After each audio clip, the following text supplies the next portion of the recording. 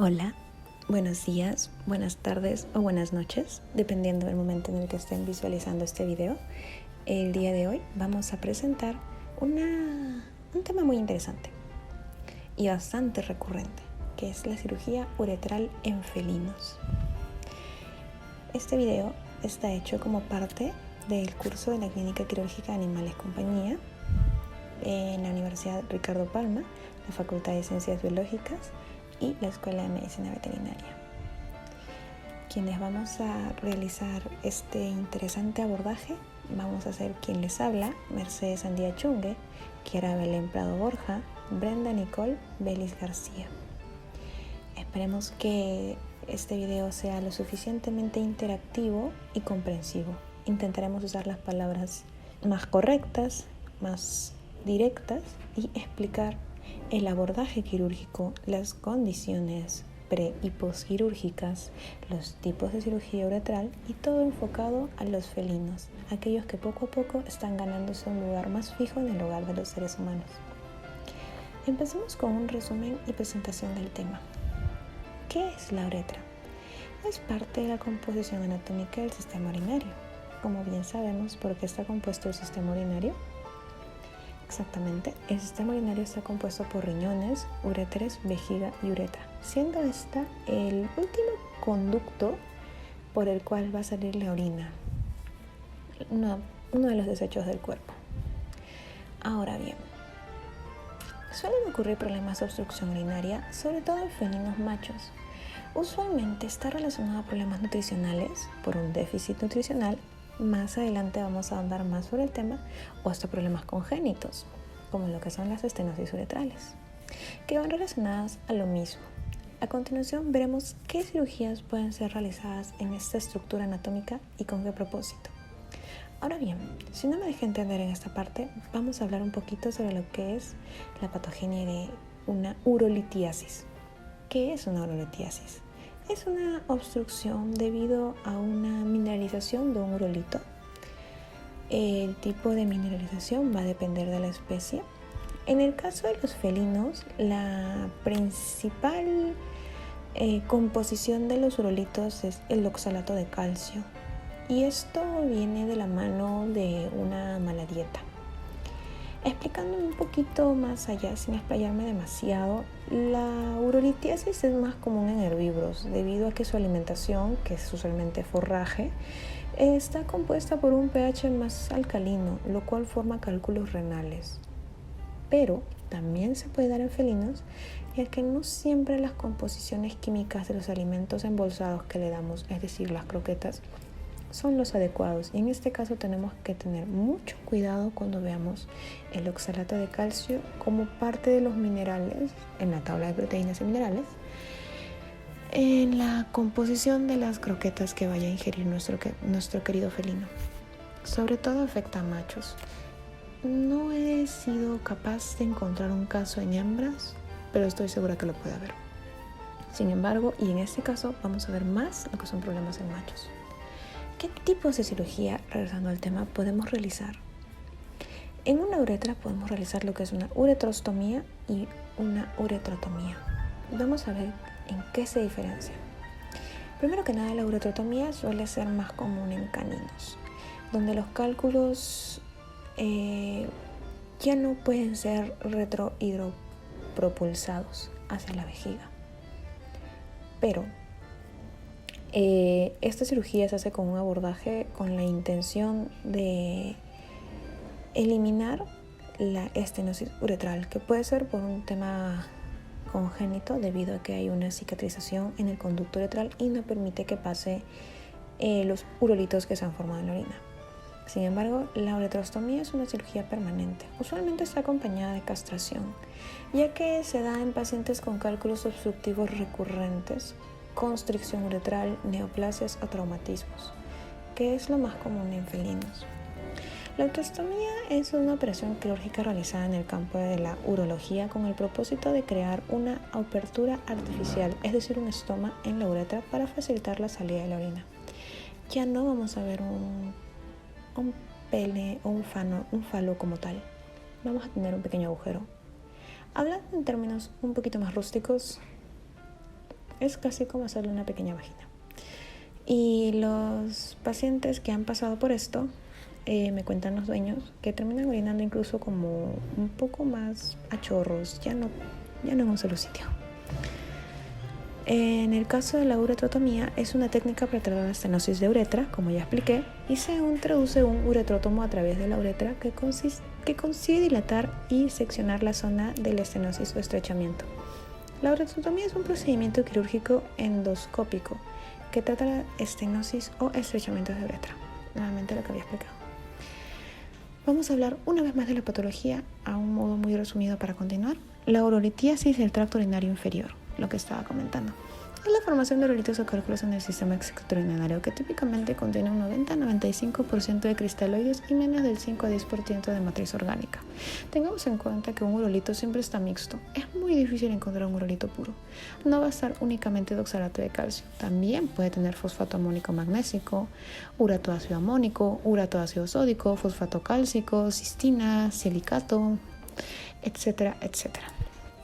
Esta cirugía es de carácter secundario ya que puede llegar hasta la uretra. ¿Qué significa? ¿Dónde se forman primero los urolitos? Exactamente, en los riñones. Es un problema renal porque la enfermedad se llama urolitiasis renal. Pero obviamente para poder salir, para ser excretado, tiene que pasar por la uretra, que es un conducto bastante delgado.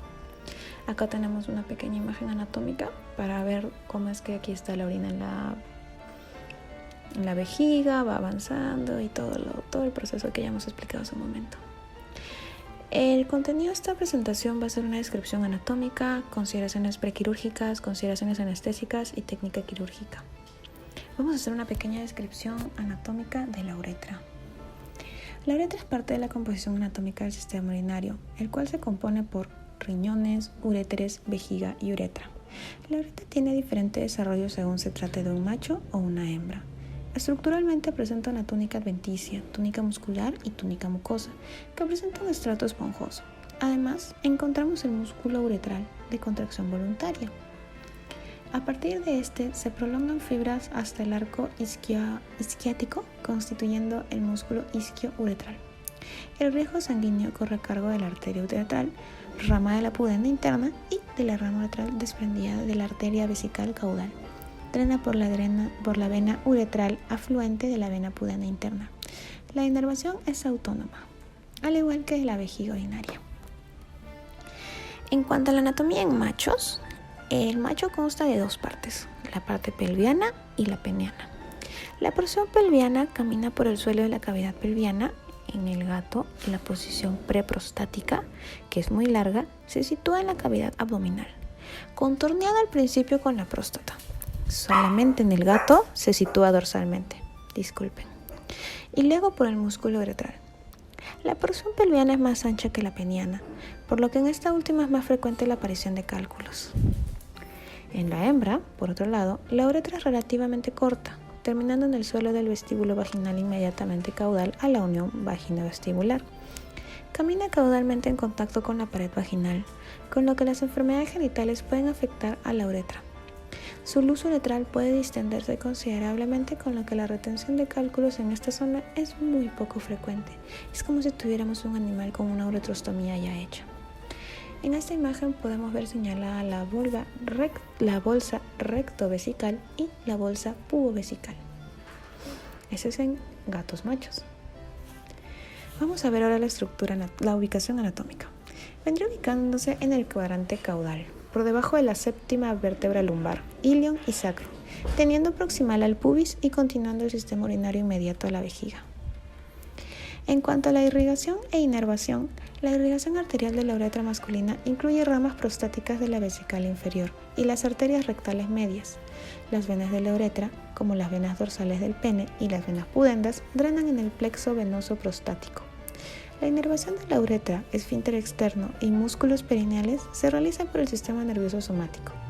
Las fibras se originan en las astas anteriores de las metámeras, centro pudendo. Salen por las raíces anteriores y constituyen el nervio pudendo. Aquí podemos ver una linda imagen de una obstrucción uretral. A continuación va a continuar mi compañera y muchísimas gracias por la atención. Consideraciones prequirúrgicas, cuidado y prevención del paciente. Este proceso consiste básicamente en la anamnesis, exploración física, visual del paciente y exámenes complementarios. Dr. Bruno Ramos del Águila. Felinos relajados. Hay que considerar que el felino es un animal naturalmente cazador, por lo cual querrá tomar siempre posición de dominante, y el paseo al veterinario es una situación que lo mantiene en estado de alerta y lo hace sentirse en posición de presa. Además de esto, tener en cuenta que los procesos patológicos uretrales son bastante dolorosos y mantienen tensos y fastidiados a los felinos, por lo cual la simple visita de revisión conlleva un malestar. No solo no podrá ocultar sus signos, el felino es subclínico por naturaleza, sino que además se sentirá atacado. No descartaremos el uso de gabapentina o triptófano en estos pacientes como medida tranquilizante previos a los procesos de examinación y posterior cirugía. Recomendaciones. Importante minimizar el estrés del felino. Minimizar el estrés del propietario. Clave. Actitud de propietario. Para ello, habituar al gato al transportador. Ambiente profesional tranquilo, seguro y bien equipado. Ejemplo, Capnip, música, flores de Bach, Fenaville. Otras recomendaciones son que es importante además ir acostumbrando, en el caso de que no lo esté, al felino a dietas más balanceadas y rígidas para el control posterior y evitar así la reincidencia de mineralizaciones u obstrucciones. Consideraciones anestésicas, cuidado y mantenimiento del proceso. Anestesia usual en felinos. Inducción intramuscular, ketamina, midazolam, silacina. Mantenimiento, ketamina, midazolam, como antagonista la yohimbina. La analgesia en este caso es la clindamicina. Riesgo de hipercalemia, premedicación intramuscular, buprenorfina o morfina más midazolam, inducción intravenosa, propofol, mascarilla, etomidato y como mantenimiento isoflurano. El protocolo a usar es de acuerdo a la edad, condición física, carácter del animal. En caso de azotemia o hipercalemia, asegurar la estabilidad del paciente antes de la anestesia. Características de los fármacos empleados. Anticolinérgicos, no usar, ya que genera un aumento del consumo de oxígeno del miocardio.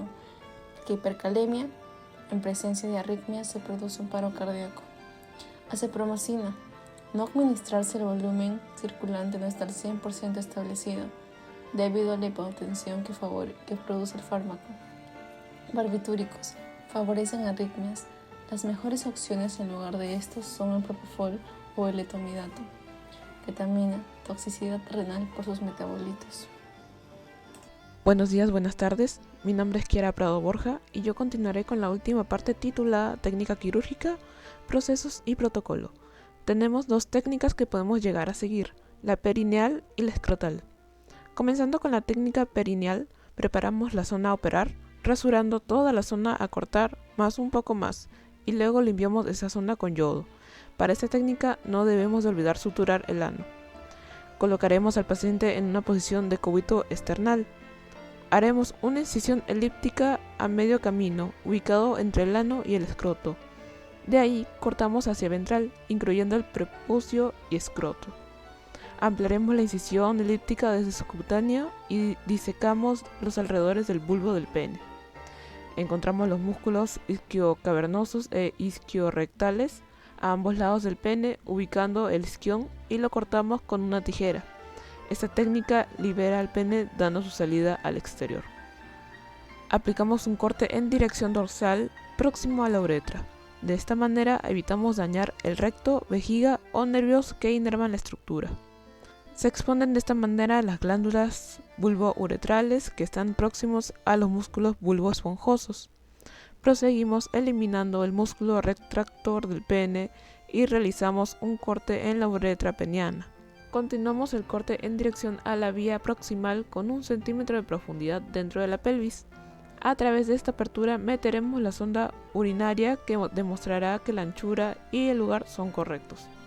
A este nivel suturamos con un hilo no absorbible 4-0 de punta triangular. En esta vista no podremos ver bien la mucosa, por lo que se comienzan los puntos dorsales en un ángulo de unos 45 grados. Finalmente recortamos el pedazo del pene sobrante y completamos la sutura de la mucosa a la piel. Cerramos hasta en un punto donde no se llegue a la uretra. La otra técnica que podemos usar es la técnica escrotal, en la cual haremos una incisión elíptica en el escroto. Haremos una castración como de rutina. Hacemos una incisión en el tejido subcutáneo para poder llegar al músculo retractor del pene. Separamos de esta manera lateral el músculo retractor para poder exponer los cuerpos esponjosos uretrales. En este paso usaremos un catéter para poder distender la uretra, aunque esto no será posible en todos los casos. Incidiremos por la línea ventral media de la uretra en caso de no haber podido sondear la uretra. Hacemos un corte en esta misma de manera precisa para evitar lesiones. La longitud del corte debe ser de entre unos 2.5 a 4 centímetros de largo. Cuando cicatrice, este mismo corte alcanzará un tamaño de 1/3 al original. El límite caudal de la incisión deberá de llegar hasta la arcada isquiática. En caso de que la orina salga de forma ventral, usaremos un hilo de monofilamento de 4,0 a 5,0. La sutura realizada debe demostrar una buena posición entre la piel y la mucosa, evitando de esta manera una estenosis. En caso de haber tensión, se recomienda soltar las extremidades posteriores de la mesa, y si se presentara una tensión mucho más fuerte a la anterior mencionada, se procede a hacer una sutura subcutánea con la capa albugínea. En las siguientes 3 imágenes podemos ver lo que sería el resultado del empleo de estas técnicas. Estas serían nuestras fuentes bibliográficas utilizadas durante todo el trabajo. Muchas gracias por su atención.